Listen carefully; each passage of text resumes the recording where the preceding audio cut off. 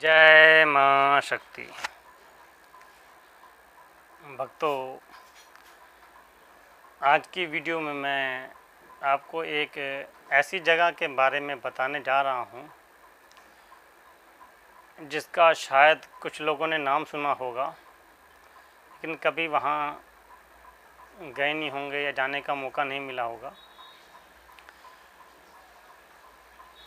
कामाख्या मंदिर से करीबन 80 किलोमीटर दूर असम और मेघालय की सीमा के पास एक गांव पड़ता है जिसका नाम है मेहंग।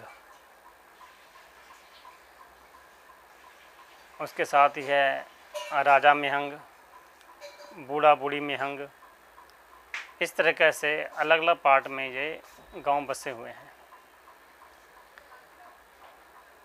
इस गांव के विषय में एक ख़ास बात है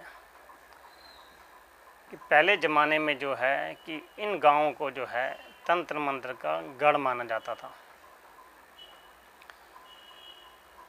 आपने सुना होगा कि लोग कहते थे जी कार्य कामाख्या में जाओ, और मंत्रों में भी आता है कि कार्य कामाख्या सब काम करे। तो ये गांव जो है यहाँ तंत्र मंत्र का गढ़ इसलिए माना जाता था क्योंकि यहाँ पे जो है बहुत दूर दूर से लोग यहाँ पर तंत्र मंत्र का ज्ञान सीखने आते थे, और वहाँ के लोगों में इतनी शक्ति होती थी जो कि आदमी को, इंसान को तोता बना देते थे और तोता बना के अपने पास पिंजरे में रख लेते थे। वहाँ यदि व्यक्ति कोई भी सीखने जाता था तो ये मान लीजिए करीब करीब 12 वर्षों तक वो वहीं पे ही रहता था। उस सीमा में, उस गांव की सीमा में जो है इतनी शक्ति थी कि बाहर का व्यक्ति यदि उस सीमा में प्रवेश कर जाता था तो आसानी से उस सीमा से बाहर नहीं आ सकता था। या तो वहीं कहीं कोई अच्छा जानकार गुनी मुनि हो, वो उसको अपनी शक्ति का प्रयोग करके लौटा दे तो वो वापस आ सकता था, अन्यथा वहाँ पे नहीं आ सकता था। इसलिए ये बात तब से प्रचलित हो गई कि वहाँ पे इंसान को तोता या जानवर बना के रख दिया जाता है। कुछ ने ये भी बात प्रचलित करी कि वहाँ पे जो है औरत लोग हैं, महिलाएं जो हैं वो सिखाती हैं तंत्र मंत्र का। जो ये बात है ये हकीकत है, क्योंकि सुनी सुनाई बात नहीं है। इस साल अगस्त के अंदर करीबन 1 महीना पहले हम भी उस जगह गए थे, क्योंकि हमने भी बहुत नाम सुना था कि ऐसा एक गढ़ है जहाँ पे आदमी को इंसान से तोता बना देते हैं। हमें भी जानकारी मिली किसी के थ्रू, हमने भी पता किया कि कैसे कैसे रास्ता है वहाँ पे, कैसे जाना चाहिए, कौन मिलेगा। हम भी कुछ जानकारी लेके वहीं के आसाम में ही कुछ हमारे गुरुजी हैं उनसे भी जानकारी ली, और कुछ और भी हमारे जानकार थे उनसे जानकारी ली। वहीं आसाम का ही हमने एक व्यक्ति पकड़ा जो कि आसामी भाषा जानता था, क्योंकि कई बार क्या होता है कि आप दूसरी जगह पे जाते हैं तो वहाँ की भाषा जो है आप नहीं समझ पाते और वो आपकी भाषा नहीं समझ पाते। इसलिए क्या होता है, कोई ना कोई मीडिएटर बीच में रखना पड़ता है जो कि आपकी बात उन तक पहुँचा सके और उन जो बोल रहे हैं वो बात हम तक पहुँचा सके।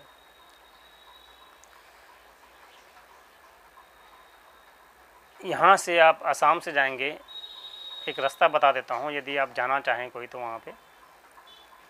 असम से आगे जाएंगे आपको जाना पड़ेगा सबसे पहले जो उसकी सीमा वो है कालिम पहाड़। जगह का नाम है कालिम पहाड़। कालिम पहाड़ से जो है मेहंग की सीमा शुरू हो जाती है। उसके पास एक नदी है, नदी से आप पार करेंगे तो नदी पार करके मेहंग की सीमा शुरू हो जाती है। और वहीं पे ही एक दूसरा रास्ता जाता है जो कि एक बड़मेर गांव है, वहाँ पे जाता है।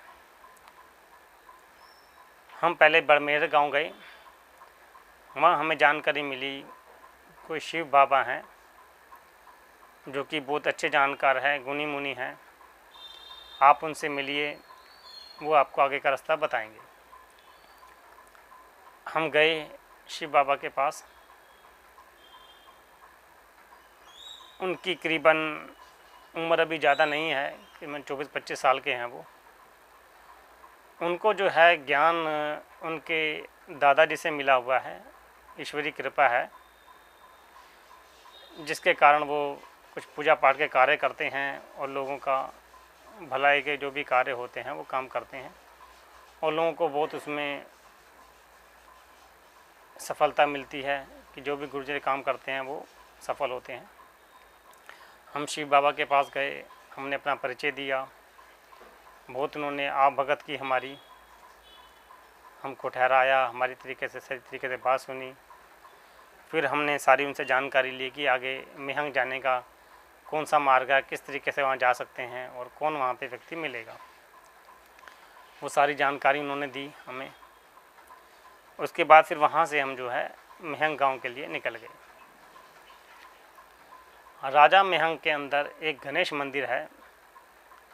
करीबन मिहंग में ज़्यादातर जो है गणेश की ही पूजा होती है और देवी देवताओं की पूजा इतनी ज़्यादा वहाँ पे नहीं होती है।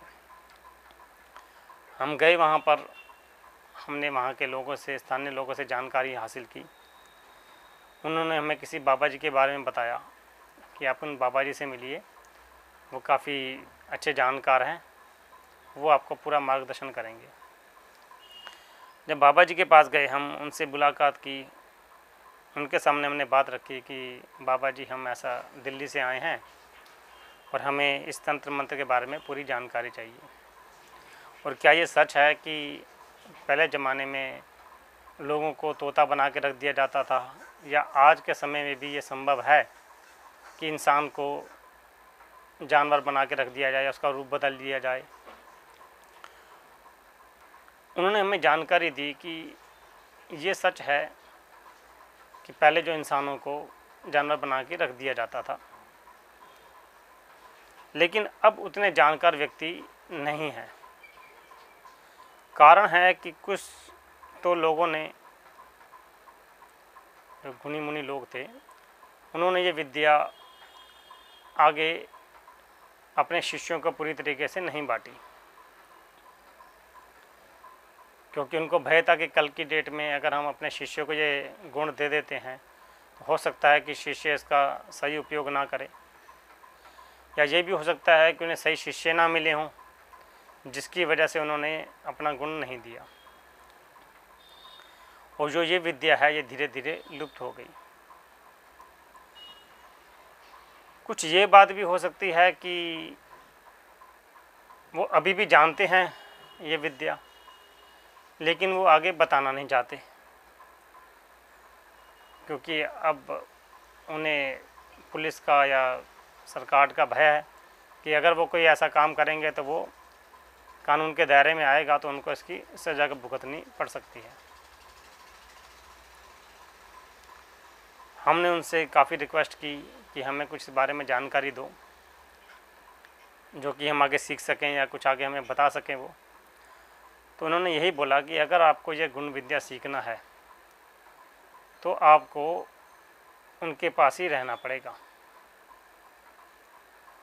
और 1-2 महीने नहीं, कम से कम आपको 5 साल 6 साल वहाँ रहना पड़ेगा, तब जाके आपको ये पूरी गुण विद्या वो प्रदान की जाएगी। अब आज के समय में ऐसे तो बहुत कम व्यक्ति हैं जो कि पूरी तरीके से गुरु पे निछावर हो जाते हैं, और उनको बहुत ही ज़्यादा जुनून होता है सीखने का, जो कि इतना समय उनके पास जाके रह सके। लेकिन जब इस बात संभव ही नहीं है तो कोई उनके पास इतना नहीं जाता। आज के टाइम भी वो कोई किसी को कोई ऊपरी कोई दिक्कत हो या कोई हारी बीमारी हो तो वो चीज़ें वो दूर कर देते हैं, उसी के लिए ही लोग उनके पास आज के समय में जाते हैं।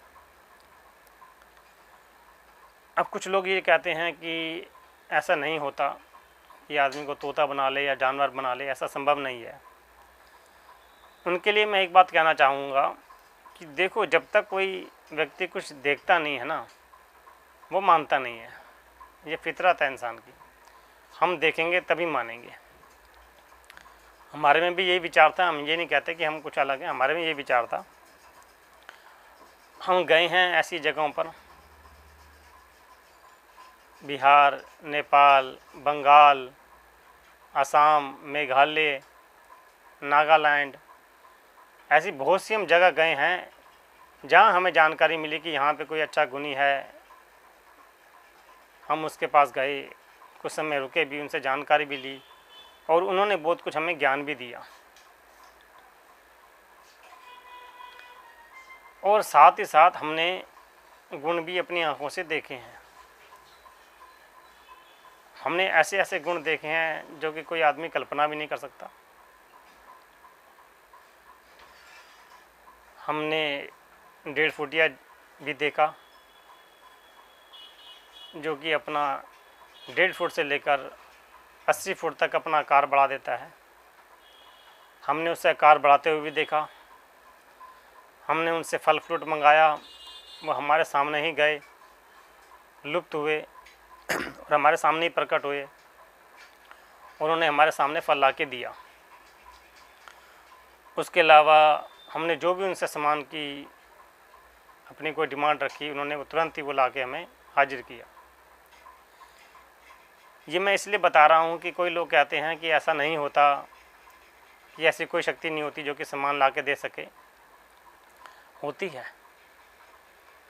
लेकिन आपको उन व्यक्तियों को ढूंढना पड़ेगा जो ये अच्छे जानकार हैं। और ये जो व्यक्ति होते हैं ये आसानी से ऐसे उपलब्ध नहीं होते, और कोई उपलब्ध हो भी जाएगा तो वो हर एक को ऐसे नहीं दिखाता। ये अपने अंदर गुण प्रदान करोगे तो आपकी शक्तियाँ ही जो हैं वो आगे आपका मार्गदर्शन करती हैं और आपको ऐसे ऐसे व्यक्तियों से मिलवाती हैं। कोई कहते हैं मार गुण, कि किसी व्यक्ति को मार देना ये संभव नहीं है। हमने वो गुण भी देखे हैं। हम नेपाल गए थे, नेपाल में वो भी गुण देखे हैं, लेकिन उस व्यक्ति ने हमारे को किसी इंसान को तो मार के नहीं दिखाया, सामने पक्षियों को उसने गिरा के दिखाया। और जिसके पास मार गुण होता है वो संहार गुण भी होता है उसके पास। हमारे सामने हमने उसको बोला कि जी आप कोई हमें गुण दिखाए जिससे कि हमें विश्वास हो कि मार संहार गुण होता है ऐसा। उन्होंने मंत्र पढ़ के हवा में एक मिट्टी फेंकी, हल्की सी चुटकी भर लेके, और जो हवा में चिड़िया उड़ रही थी वो तुरंत ही ऊपर से आके नीचे गिर गई। हमने पास जाके देखा उसको, तो चिड़िया मरी पड़ी थी। फिर उस व्यक्ति ने जल का छींटा लेके दोबारा उसके ऊपर मंत्र पढ़ के मारा, वो चिड़िया दोबारा जीवित हो गई और उड़ के चली गई। इसी तरीके से उसने हमें कबूतर पे भी मार करके दिखाई कि सामने सामने कबूतर रख दिया जाता है या कोई जानवर ले रख दिया जाता है जिसकी बलि प्रदान करना होता है। वो जो है गुण से बलि प्रदान करते हैं। वो चाकू छुरी से गंडासे से नहीं काटते, वो सीधा देवी का आह्वान करते हैं कि ये बलि प्रदान तुझे दे रहा हूँ और ये अपना ग्रहण कर। और उसके लिए मंत्र पढ़ते हैं कुछ वो। ये हमारी आंखों देखी बात बता रहे हैं, हम आपको कोई ऐसी हवा में बात नहीं बता रहे।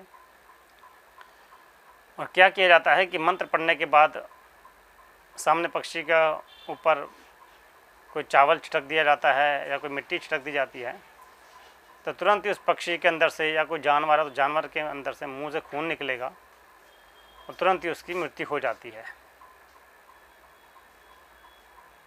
इस प्रकार से बलि प्रदान किया जाता है। बहुत ही रेयर विद्या है और बहुत ही कम लोगों को इसकी जानकारी है।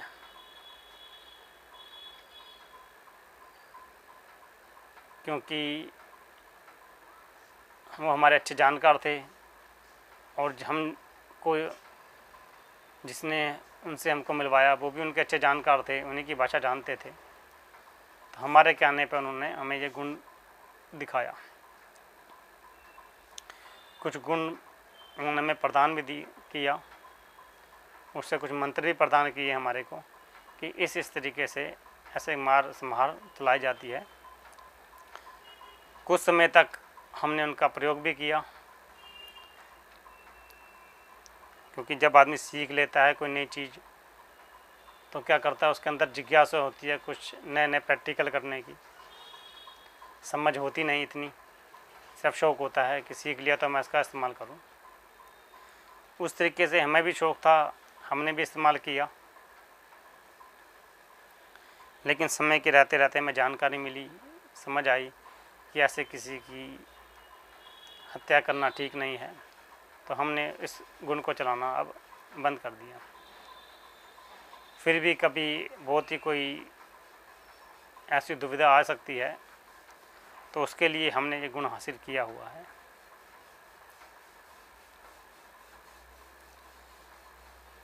वीडियो के अंत में यही कहूँगा कि शक्ति के लिए कुछ भी असंभव नहीं है।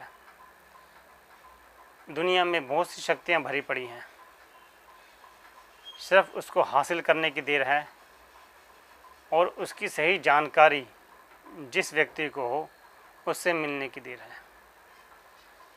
यदि किसी को ऐसे अच्छे जानकार व्यक्ति मिल जाते हैं, वो उसे ऐसा गुण प्रदान कर देते हैं,